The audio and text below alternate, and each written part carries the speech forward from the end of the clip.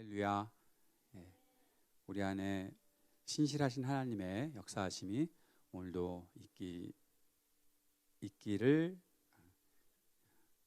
있을 것을 지금도 있음을 믿습니다. 아멘. 예. 오늘 여러분과 함께 나눌 말씀은 사도행전 4장 23절부터 37절까지의 말씀입니다. 사도행전 4장 23절부터 37절까지 저와 여러분이 한 목소리로 함께 읽어가도록 하겠습니다. 23절부터 사도들이 노임에 그 동료에게 가서 제사장들과 장로들의 말을 다 알리니 그들이 듣고 한 마음으로 하나님께 소리를 높여 이르되 대주제여 천지와 바다와 그 가운데 만물을 지으니시오 또 주의 종 우리 조상 다윗의 입을 통하여 성령으로 말씀하시기를 어찌하여 열방이 분노하며 족속들이 허사를 경영하였는고 세상의 군왕들이 나서며 관리들이 함께 모여 주와 그의 그리스도를 대적하도다 하신 이로소이다. 과연 헤롯과 본디오 빌라도는 이방인과 이스라엘 백성과 합세하여 하나님께서 기름 부으신 거룩한 종 예수를 거슬러 하나님의 권능과 뜻대로 이루려고 예정하신 그것을 행하려고 이 성에 모였나이다. 주여 이제도 그들의 위협함을 굽어 보시옵고 또 종들로 하여금 담대히 하나님의 말씀을 전하게 하여 주시오며 손을 내밀어 병을 낫게 하시옵고 표적과 기사가 거룩한 종 예수의 이름으로 이루어지게 하옵소서 하더라. 빌기를 다함에 모인 곳이 진동하더니 우리가 다 성령이 충만하여 담대히 하나님의 말씀을 전하니라. 믿는 무리가 한 마음과 한 뜻이 되어 모든 물건을 서로 통용하고 자기 재물을 조금이라도 자기 것이라 하는 이가 하나도 없더라. 사도들이 큰 권능으로 주 예수의 부활을 증언하니 우리가 큰 은혜를 받아 그 중에 가난한 사람이 없으니 이는 밭과 집 있는 자는 팔아 그 판 것의 값을 가져다가 사도들의 발 앞에 두매 그들이 각 사람의 필요를 따라 나누어 줌이라. 구브로에서 난 레이족 사람이 있으니 이름은 요셉이라. 사도들이 일컬어 바나바라 번역하면 위로의 아들이라 하니 그가 밭이 있음에 팔아 그 값을 가지고 사도들의 발 앞에 두니라. 아멘. 오늘 찬양 시간에 사랑하는 나의 아버지라는 찬양을 우리가 했잖아요. 저는 그 찬양을 할 때마다 한 장면이 떠오르는데 저도 찬양 인도를 오랫동안 한 사람이어서 어느 날 어떤 제가 모르는 곳이었는데 그 곳에서 수련회 같은 어떤 집회를 한다고 찬양을 인도해 달라는 부탁을 듣고 제가 보통 저와 친숙한 공동체에서 찬양을 인도는 해봤지만 어느 곳에 가서 찬양을 인도하는 것은 처음 있는 일이라 어떻게 하지 하면서 가서 무슨 일이 있을지 모르잖아요.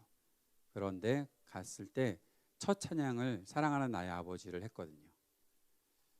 근데 사랑하는 나의 아버지라고 부르는 그 한마디를 하는 순간 제 앞에 앉아 계신 그 함께 예배하는 분들이 단 한마디 지금 한 절 지나갔는데 사랑하는 나의 아버지 지나갔는데 그때부터 막 눈물샘이 폭발을 한 거예요. 그 한마디를 불렀는데 왜 그렇게 사람들의 마음속에 울림이 있고 감동이 있었을까? 찬양을 인도하면서 좀 궁금하기도 했어요. 무엇일까 이것은?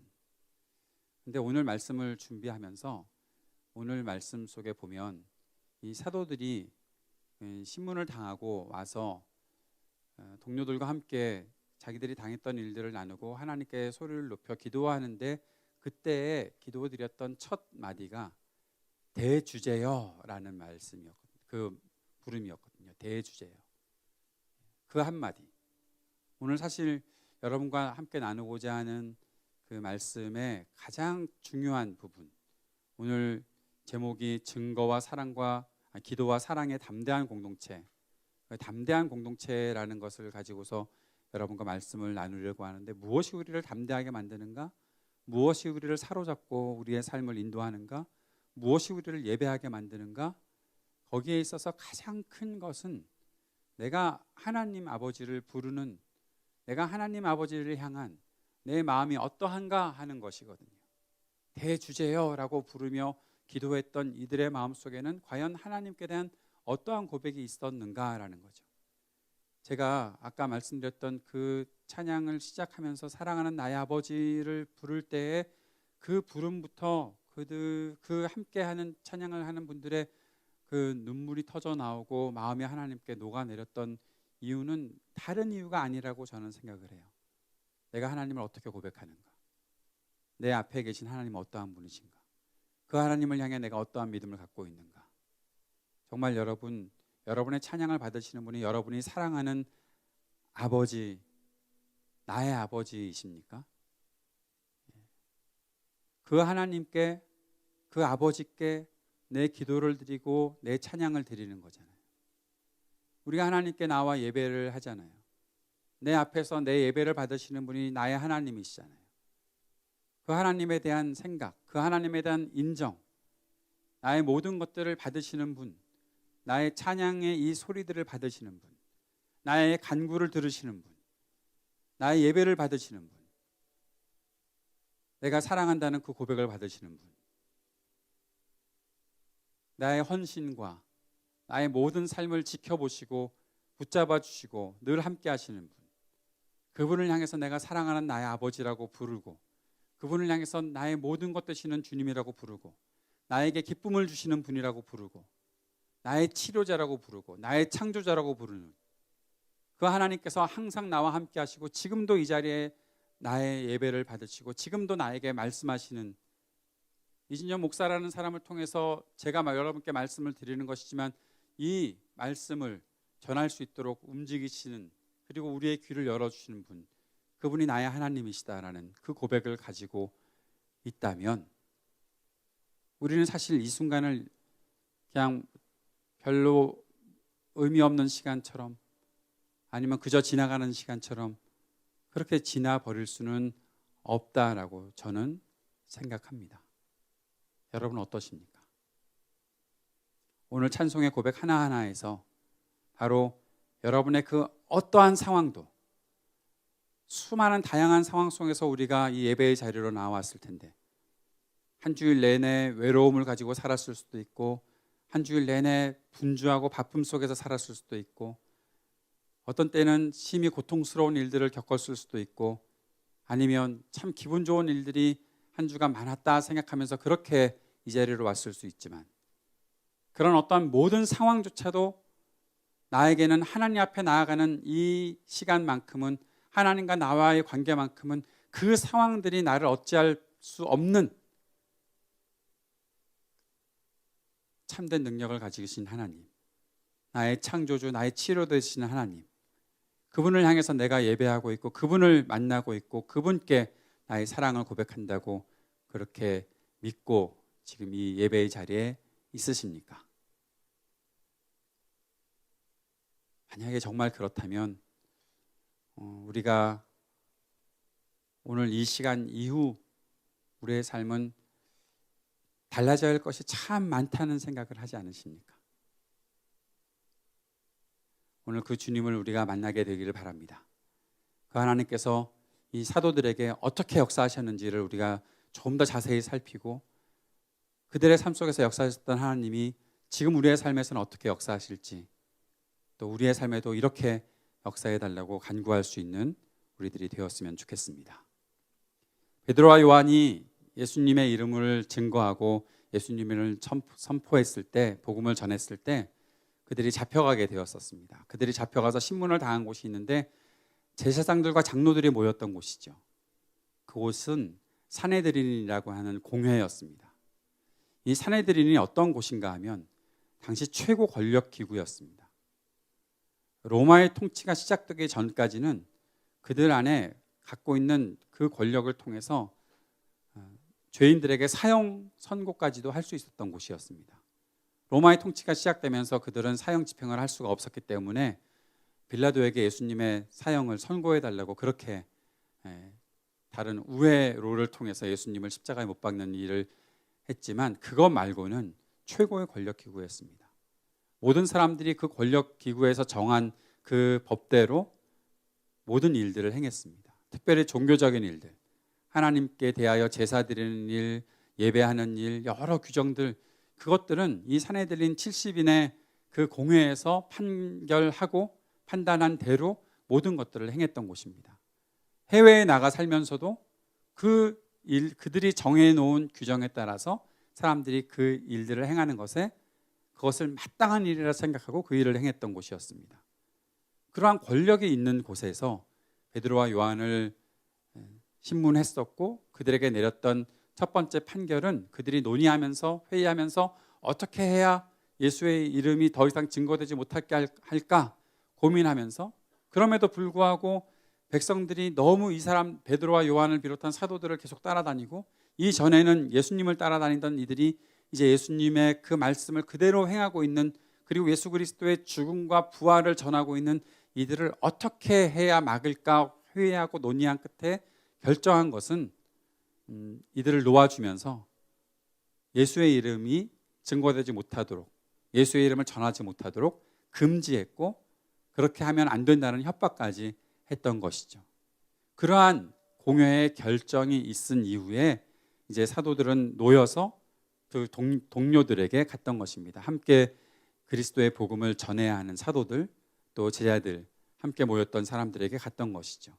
그들에게 제사장들과 장로들의 말, 산헤드린의 말을 다 알린 이후에 그들이 했던 일들을 보게 됩니다. 그들이 했던 일이 무엇이었습니까? 풀려나서 그들은 하나님께 소리 높여 기도했던 것이죠. 기도하는 일, 그러면서 그들이 대주제여라고 부르면서 기도하고 있습니다. 이 기도하는 일에 그들이 주저하지 않았던 것을 보면서 저는 이들이 기도하는 것에 있어서 담대했다라는 표현을 쓰고 싶습니다. 그들은 산헤드린의 그 강력한 권력이 주는 그 강압적인 것들을 이겨낼 수 있는 통로를 더 담대히 가졌는데, 그 담대함은 바로 이들이 기도했던 것이죠.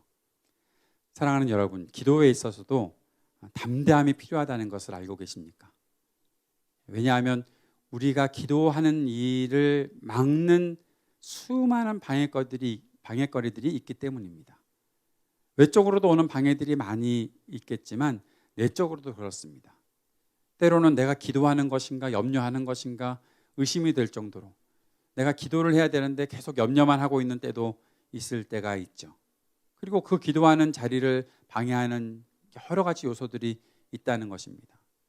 만약 저 같으면 누구로부터 그리스도의 복음을 전하지 못한다라는 소리를 듣게 되었으면, 아마 내가 꼭 해야 되는 일들에 대해서 방해를 받게 되었으면 여러 가지 머리를 굴리며 생각했을 것 같아요.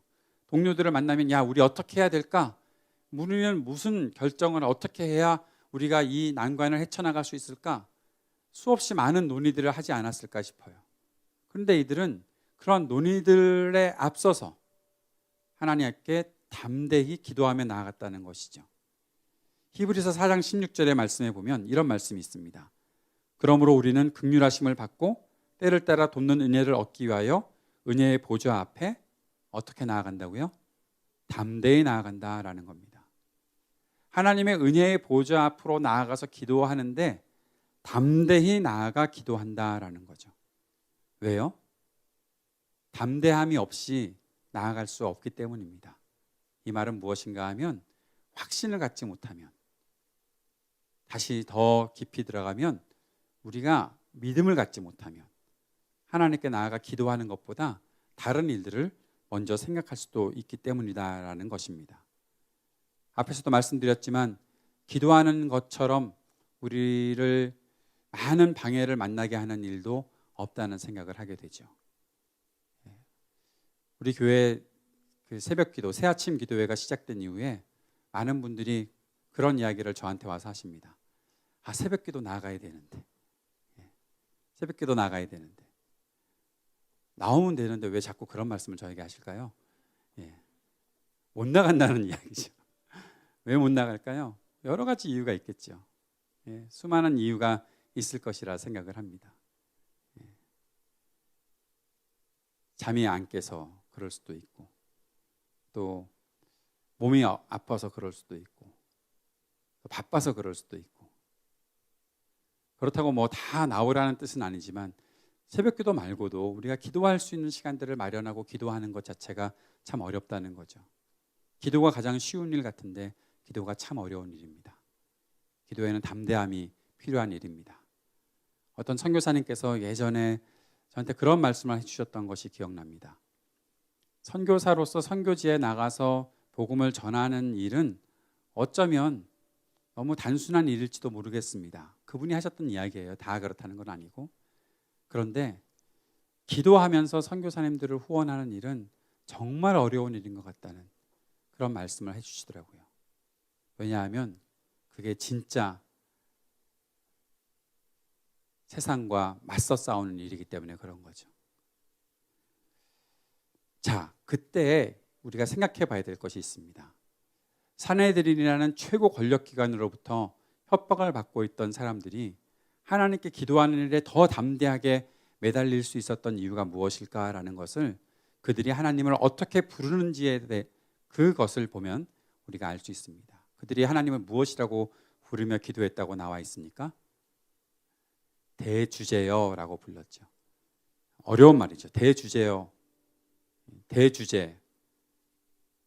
무슨 뜻인지 아시는 분? 우리가 교회 다니면서 그 신앙생활을 눈치껏 하다 보면 이런 말이 내가 아는 말이다 생각하고서 넘어갈 수가 있어요. 저도 그랬던 것 같아요. 저도 이런 말을 보면서 한동안은 그냥 내가 아는 말이겠거니 했는데 어느 날 물어보면 모르는 말이었네? 뜻 몰랐었네? 라고 그런 생각이 들더라고요.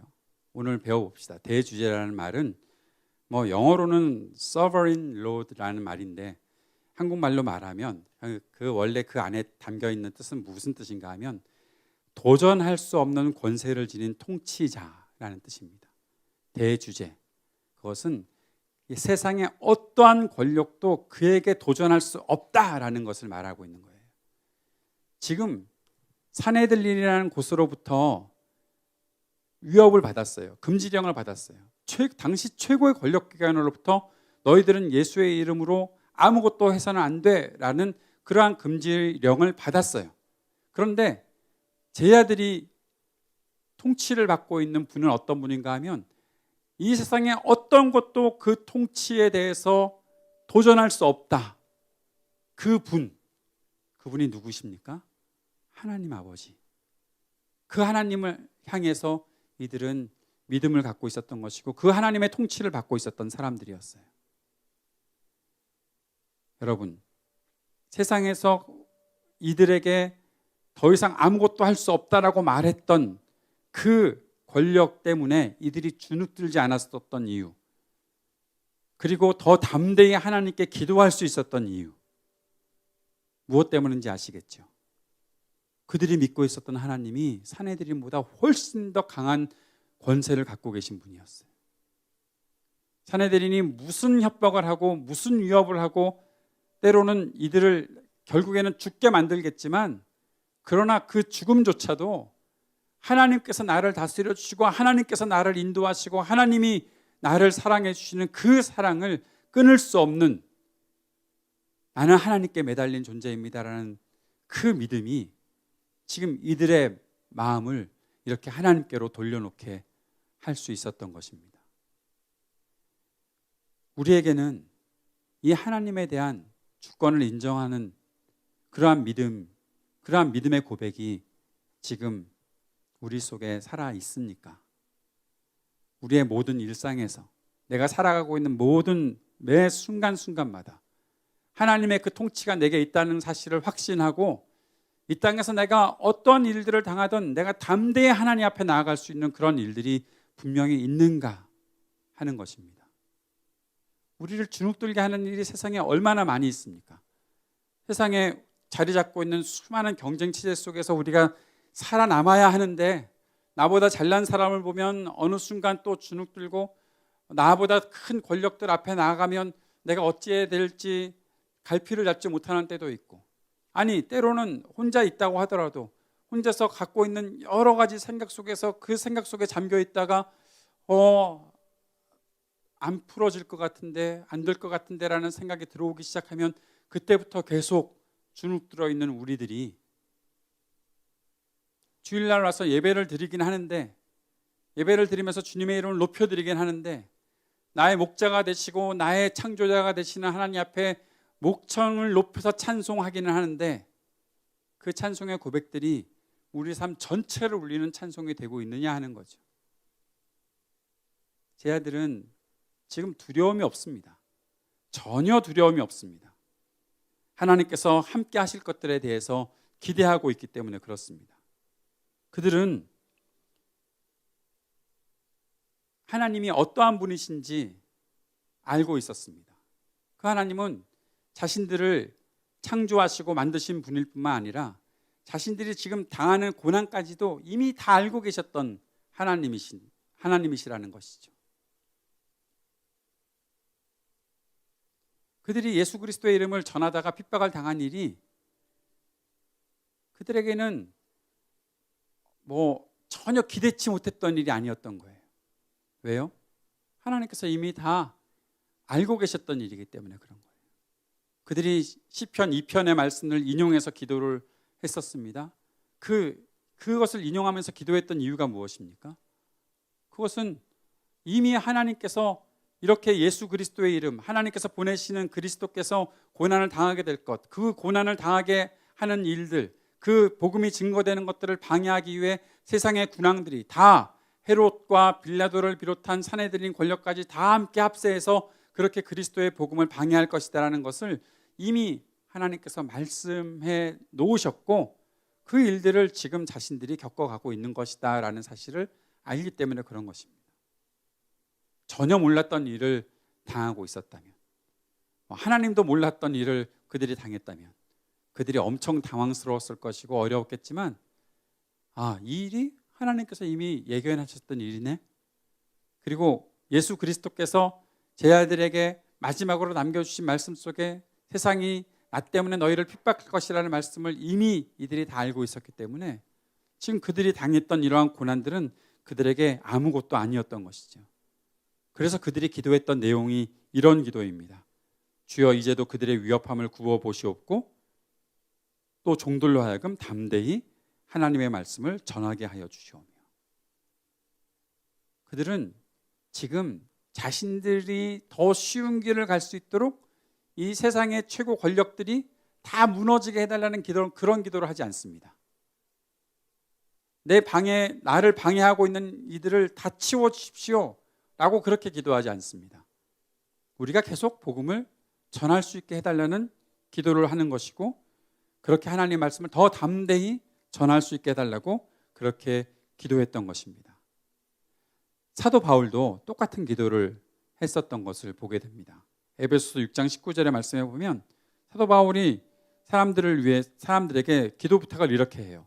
나를 위하여 구할 것은 내게 말씀을 주사 나로 입을 열어 복음의 비밀을 담대히 알리게 하옵소서 할 것이니, 옥에 갇혀 있는 사람이 내가 여기서 빨리 나갈 수 있게 해달라고 기도하지 않습니다. 내가 빨리 나가고 내 문제를 해결하는 것이 중요한 것이 아닙니다. 사도 바울에게도 끝까지 기도하는 것은 내가 주의 복음을 담대히 전할 수 있게 해달라는 것이 바로 그의 기도였던 것이죠. 30절에 오늘 말씀에 보면 제 아들은 계속 이렇게 기도합니다. 손을 내밀어 병을 낫게 하시옵고 표적과 기사가 거룩한 종 예수의 이름으로 이루어지게 하옵소서 하더라. 우리의 상황이 나아지게 해주십시오가 아닙니다. 우리가 가는 곳마다 사람들의 병을 낫게 해주시고 우리가 가는 곳마다 주의 복음이 증거되게 해주십시오. 예수 그리스도의 이름이 전해지게 해주십시오. 이것이 그들이 기도했던 내용이었습니다. 우리들의 안전을 보장해 주십시오가 아닙니다. 복음을 증거할 때 사람들이 치유되고 회복되게 해주십시오라고 그렇게 기도했던 것입니다. 오직 예수의 이름이 온전히 증거되는 것을 원하며 기도했던 것이죠. 그들은 더 견고한 마음을 가지고 이 복음에 헌신하기로 작정했던 것입니다. 그 하나님의 마음을, 그 사도들의 마음을, 제자들의 마음을 하나님께서 들어주십시오. 그렇게 간절히 기도했던 것이죠. 그러자 그 기도가 마치자 그들이 모였던 그곳에 진동이 있었다라고 말합니다. 지진과 같은 현상이 있었던 것이죠. 땅이 흔들렸습니다. 우리는 보통 그렇게 생각하죠. 와, 하나님께 얼마나 세게 기도했으면 그곳이 막 울렸을까 하는 그런 생각을 해보게도 되죠. 자, 우리도 그럼 한번 그렇게 기도를 해봅시다. 한번 소리 높여 부르짖으며 기도해서 광야가 울리게, 광야 아트센터가 막 울리게 만들어 봅시다. 그러면 내일부터 여기서 뮤지컬이 안 되나? 여기에 이러한 현상들이 나타난 것을 보고 크리소스톰이라는 아주 오래전에 설교의 황태자라고 했던 분인가, 아무튼 그분이 이러한 말씀을 했었어요. 그럼 이 본문을 그가 해설하며 전하면서 땅이 진동했는데 그럼으로써 그들은 더욱 흔들리지 않게 되었다. 땅이 지금 지진이 일어나는 현상 같은 그러한 일들이 있었는데 그들이 흔들리지 않았다라는 것이죠. 제가 그 문장을 읽으면서 제 머릿속에 떠올랐던 성경 구절이 있어요. 히브리서 12장 27절 28절 말씀이에요. 그 말씀에 이런 말씀이 있습니다. 이 또 한 번이라 하심은 진동하지 아니하는 것을 영존하게 하기 위하여 진동할 것들 곧 만드신 것들이 변동될 것을 나타내심이라. 그러므로 우리가 흔들리지 않는 나라를 받았은즉 은혜를 받자. 이로 말미암아 경건함과 두려움으로 하나님을 기쁘시게 섬길지니. 이 개역개정이 무지 어려운 말씀이라 도대체 뭔 말을 하는지 잘 모르실 분들이 계실 것 같아요. 이 26절에는 하나님께서 한 번 더 흔드시겠다고 말씀하시는 그런 구절이 있어요. 세상을 그렇게 흔드시겠다.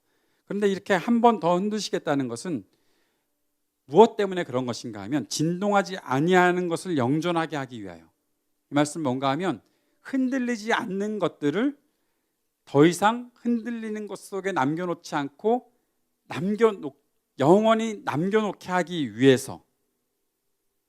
그래서 진동할 것들, 흔들려 버릴 것들, 만드신 것들이 변동될 것들, 결국 흔들려 버려서 다 떨어져 나갈 것들은 다 떨어져 나가고 흔들리지 아니할 것만을 남겨놓으시겠다라고 하나님께서 말씀하신 거예요.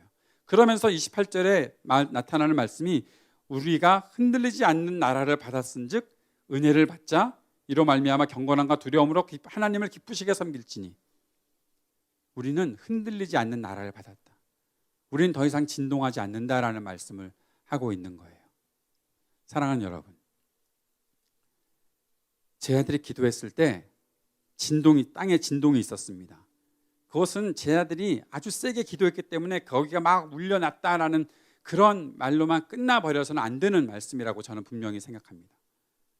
크리스토스톰이 얘기했던 것처럼 그 땅이 흔들림에도 불구하고 하나님 앞에 경건함과 하나님을 온전히 섬기고자 하는 마음과 주의 복음을 증거하고자 하는 그 사람들의 마음은 흔들리지 않고 더 견고한 믿음으로 설 수 있었다라는 것, 이것이 우리들에게 중요한 것이라 생각합니다.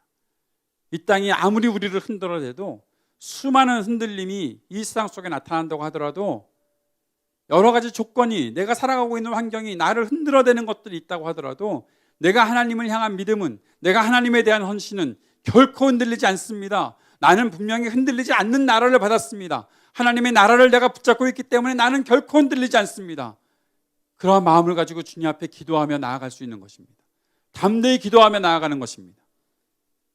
세상이 나를 아무리 흔들어대고 나를 무너뜨리려고 하여도 나는 절대 무너지지 않습니다. 나의 믿음은 절대로 건드릴 수가 없습니다. 내가 생각하는 여러 삶의 조건들이, 내가 신앙생활하는 여러 조건들이 내 믿음을 이렇게 만들어, 나를 이렇게 만들어? 그런 소리 나는 하지 않겠다라는 겁니다.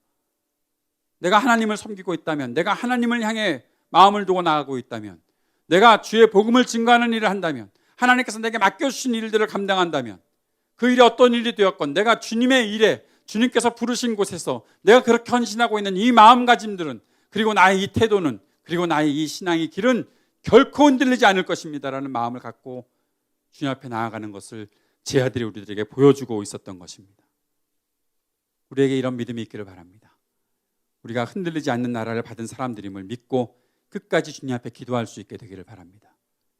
제 아들의 이런 기도는 금방 응답이 되었습니다.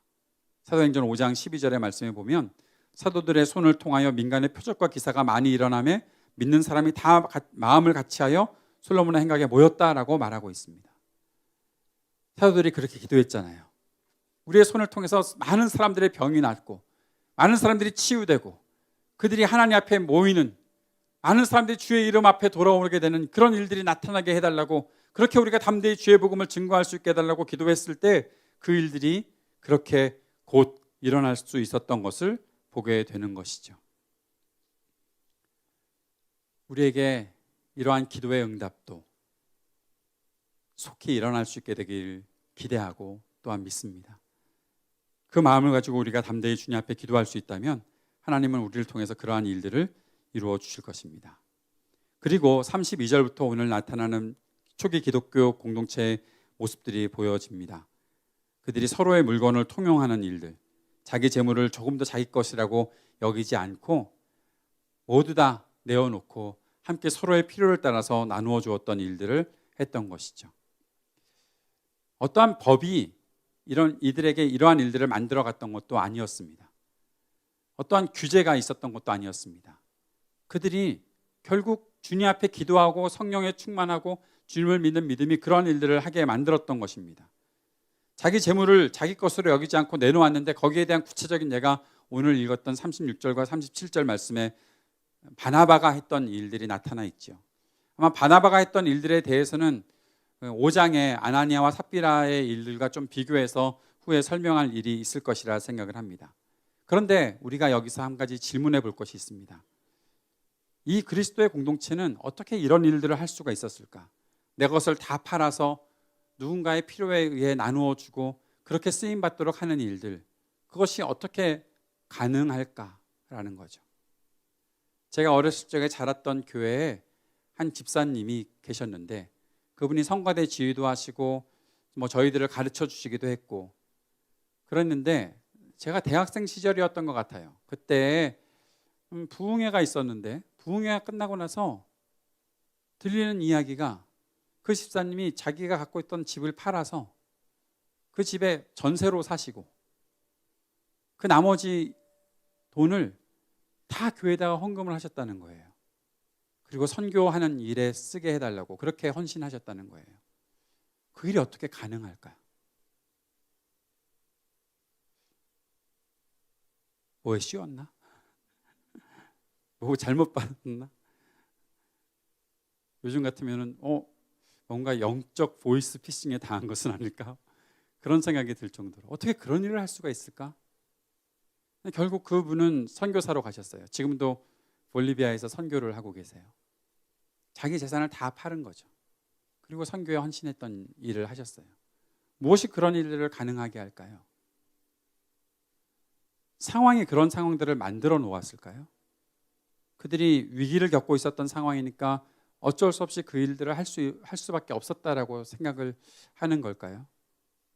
그건 우리와 비교해 보니까 그런 것이죠. 우리의 상황과 비교해 봤을 때 그들이 겪고 있던 상황들은 굉장히 위기의 상황인 것 같고 위기의 상황에 그들이 그렇게 특별한 일들을 할 수도 있었겠다라는 생각들을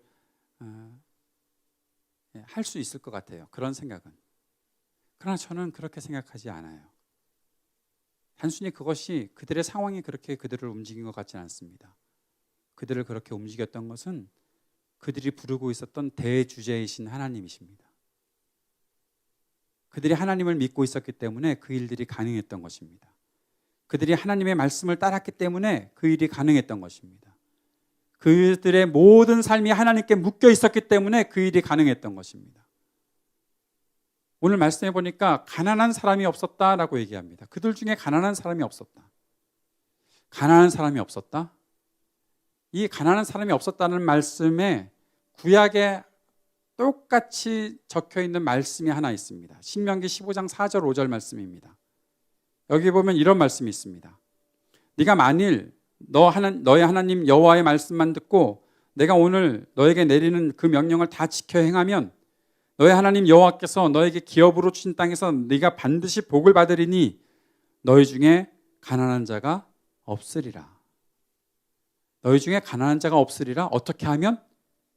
네가 하나님의 말씀만 듣고 하나님께서 명령하신 것을 다 지켜 행하면 네가 복을 받고 그 안에서 너희 공동체 안에서 가난한 사람이 없게 될 것이다 라고 말씀하셨던 겁니다.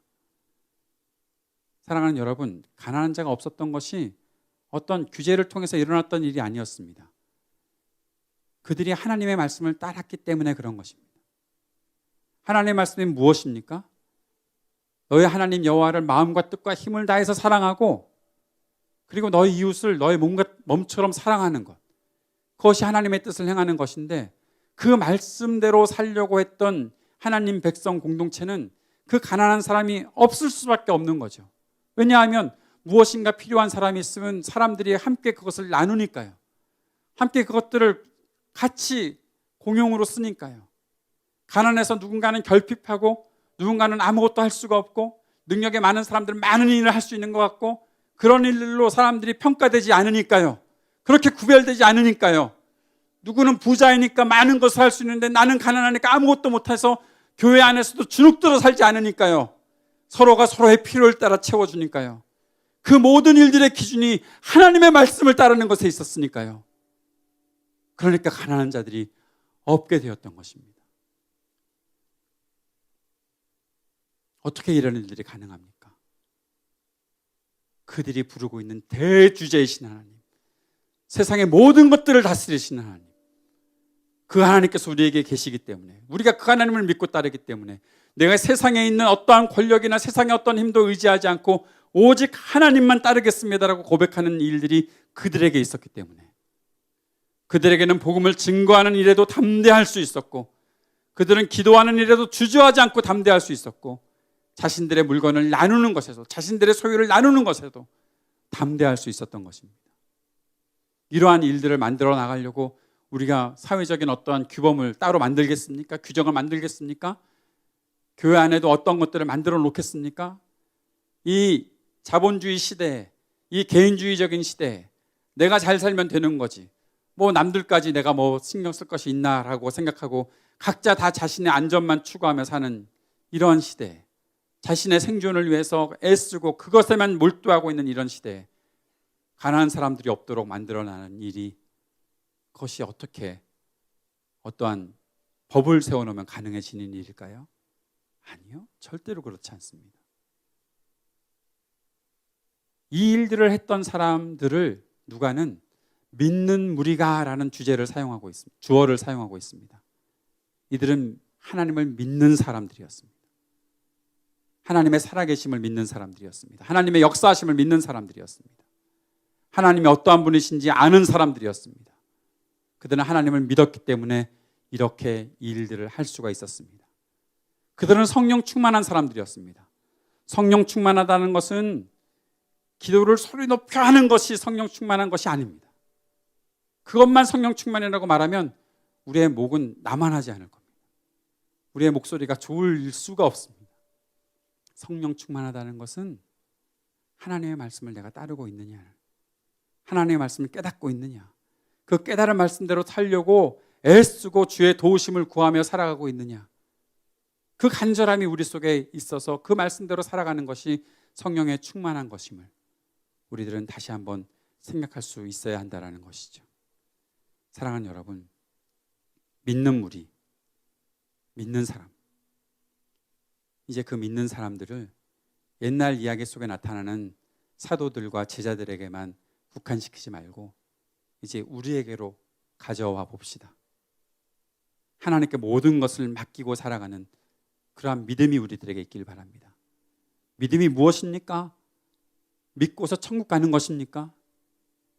예, 맞습니다. 그런데 성경이 우리들에게 가르쳐주는 믿음은 단지 그것만을 이야기하는 것이 아니라 지금 내가 나의 일상을 살아가는 순간 오직 하나님을 의지하고 살아가느냐, 하나님께 모든 것을 맡기고 살아가느냐, 그것이 진정한 믿음, 그리고 그것이 진정한 성령 충만하다는 것을 우리들이 깨달아 알고 그 일들을 할 수 있어야 된다는 겁니다.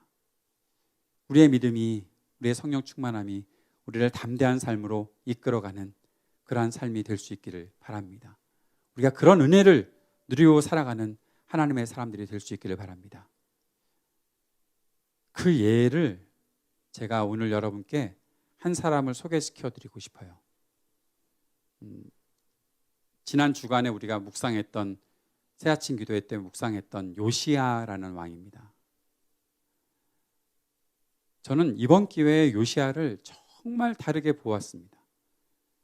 요시야에게 반했습니다.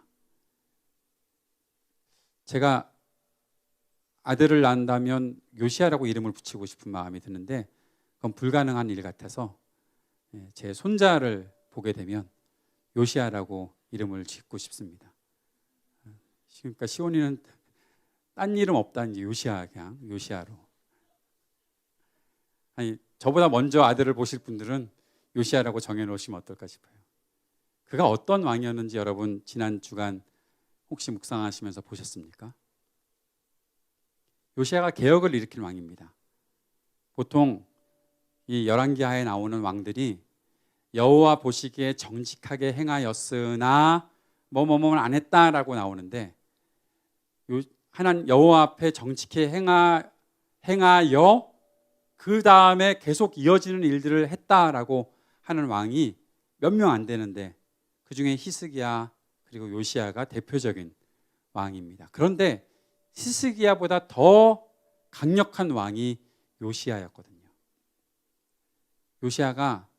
히스기야가 다 개혁을 일으키고 산당들을 다 헐고 막 그 우상들을 다 없앴는데, 그 아들이 왕이 되면서 또 막 산당들을 세우고 우상들을 만들고 그랬어요. 말도 안 되는 일들을 하고 있는 거죠.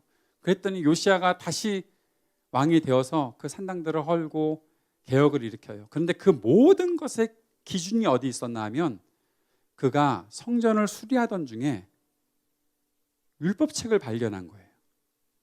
그리고 율법책을 읽었어요. 그리고 나서 모든 것이 바뀌기 시작했던 거예요. 8살 때 왕이 됐어요.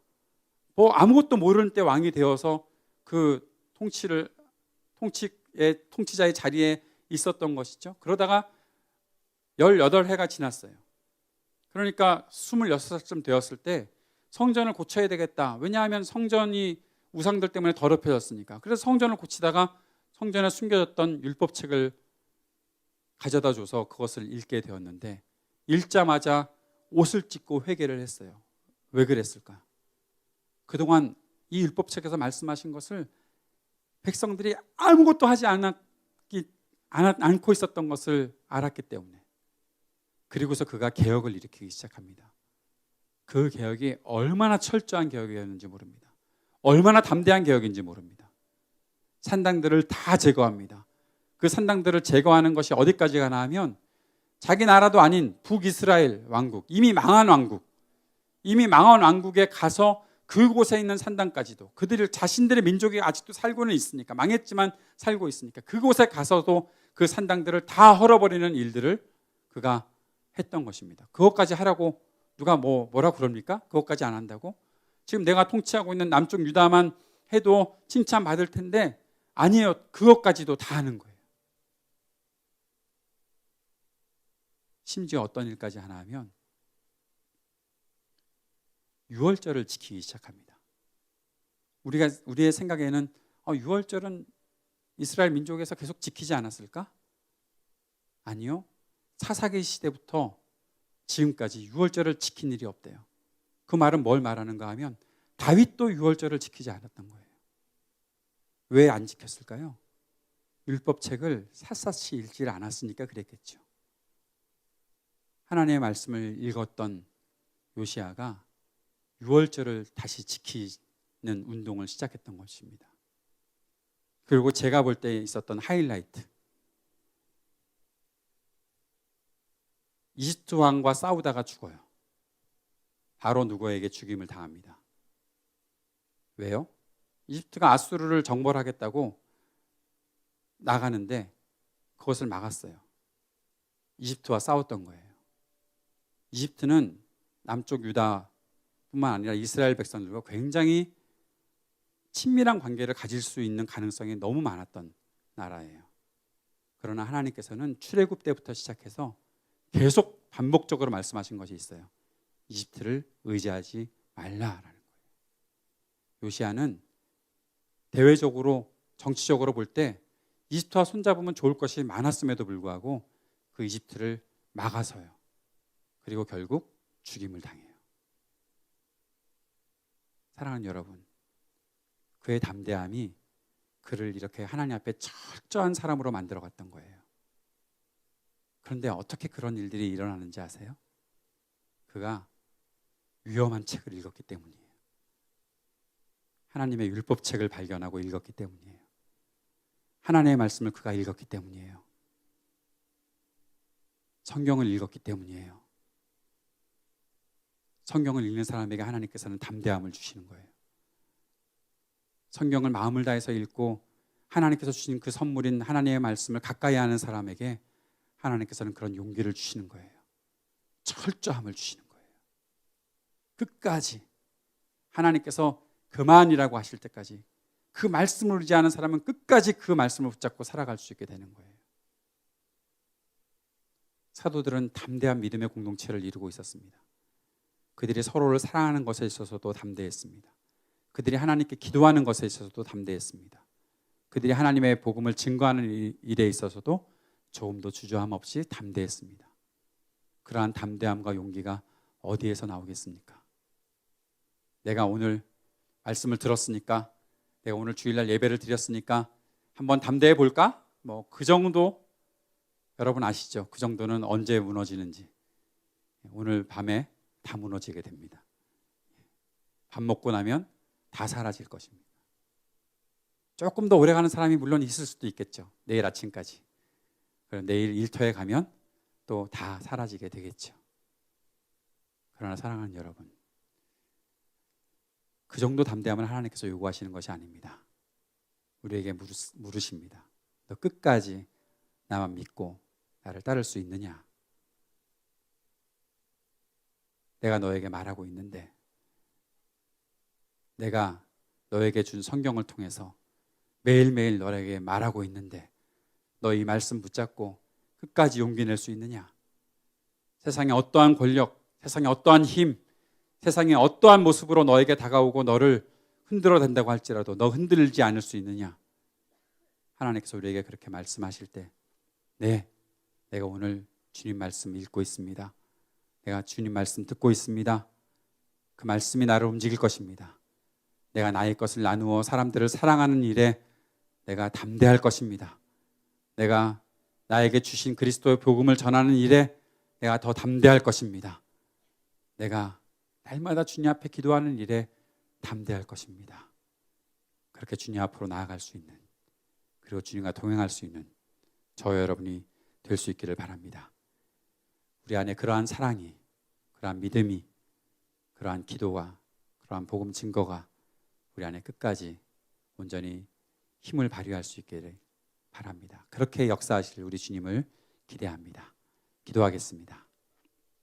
사랑하는 주님, 오늘 주님께서 우리에게 말씀하신 이 말씀을 붙잡고 사도들이 주의 복음을 증거하기 위해 자신들의 모든 것을 걸고 살아갔던 것처럼, 그렇게 그 일에 담대히 움직였던 것처럼 우리도 그 믿음을 가지고 그 성령의 충만함을 가지고 주님의 말씀을 증거하는 일에, 주님의 말씀을 붙잡고 살아가는 일에 더욱더 담대해질 수 있도록 우리를 인도해 주옵소서.